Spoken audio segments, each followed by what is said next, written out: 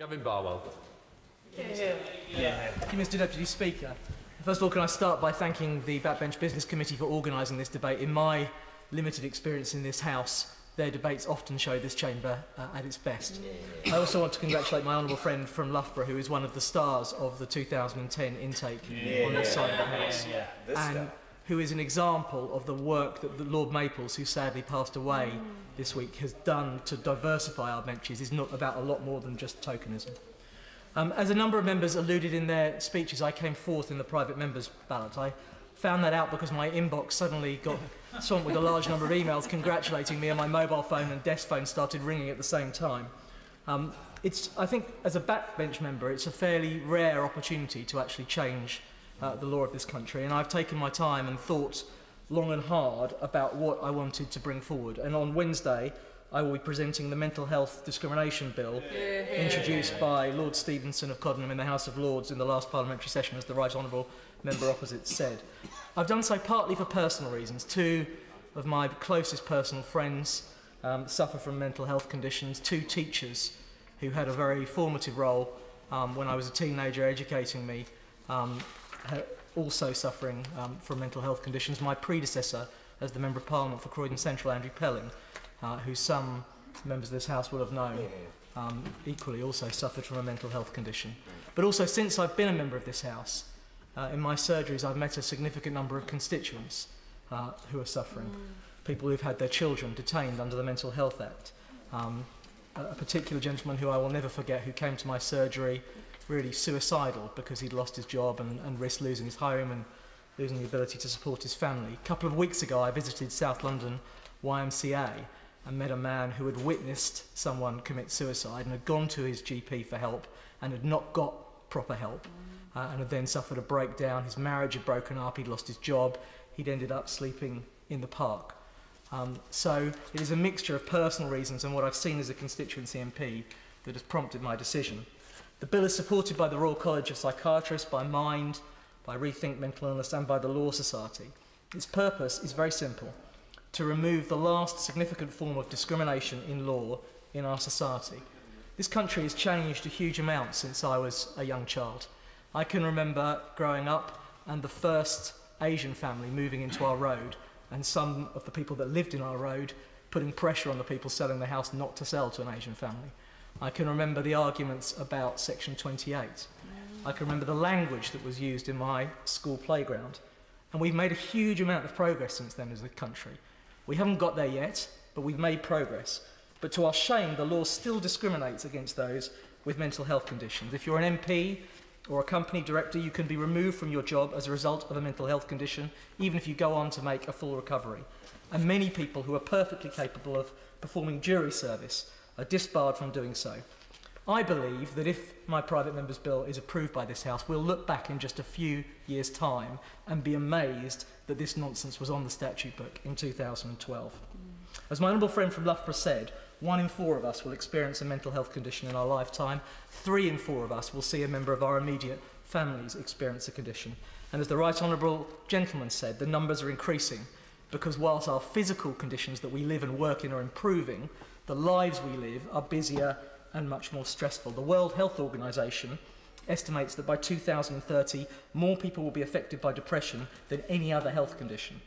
And the law, as it stands at the moment in this country, sends out the message that if you have a mental health condition, your contribution to public life is not welcome. Lord Stevenson's bill had 4 elements.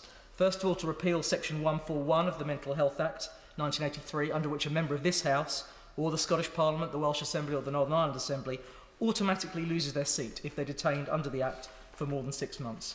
There is no equivalent provision to remove an MP if they suffer a physical illness that affects their ability to perform their role, and furthermore, a person who lacks mental capacity, as defined by the Mental Capacity Act 2005, can be detained for up to 12 months and not lose their seat.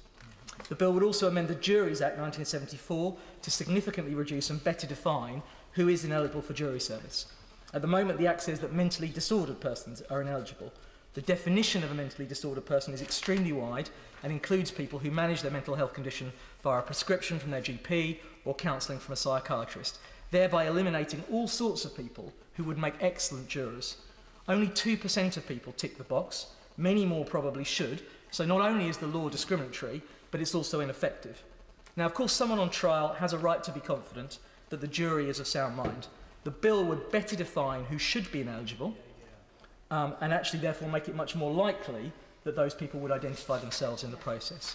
The bill would also amend the Companies Model Articles Regulations of 2008, so that a person no longer ceases to be a director of a public or private company purely by reason of their mental health.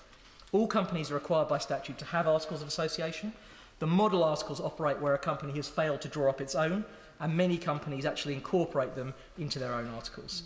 They include a provision that a person ceases to be a director if a registered medical practitioner who is treating that person gives a written opinion to the company stating the person has become physically or mentally incapable of acting as a director and may remain so for more than 3 months. In other words, the correct test of capacity. But they then go on to include a totally unnecessary additional provision relating solely to mental health. And finally, the bill would have amended the school governance regulations so that those detained under the Mental Health Act would no longer be disqualified from holding office as school governors. Clearly, while someone is detained, they're unable to attend governors' meetings, but that may be for only a very short time, and there's no reason why they shouldn't resume the role. I'm delighted that the government has already dealt with one of these issues. The School Governance England Amendment Regulations 2012 came into force on the 17th of March, and now rightly set the disqualification test as someone that fails to attend meetings for a period of 6 months without consent from the governing body. The government has also publicly committed, when it published its mental health strategy, to changing the legislation in relation to members of Parliament. I hope the government will support the remainder of the bill. In the other place, Lord Wallace of Saltire said that the government was considering the detail of what's being proposed in relation to jury service, and hope that the bill will be reintroduced in this session. And indeed, I hope that there will be all-party support, and I was delighted to hear what the Right Honourable Member for Leigh had to say earlier on. I want to end, Mr Deputy Speaker, with 2 very simple contentions. First, that Parliament, schools, companies and our court system benefit from the involvement of people with experience of mental health conditions. Indeed, this debate today has been illuminated in particular by the contributions of my right honourable friend for Broxbourne and the honourable gentleman for North Durham. And if I could say to the honourable gentleman, I don't know him very well, I've always pictured him, I think he would regard it as a compliment, as a bit of a political bruiser. And I think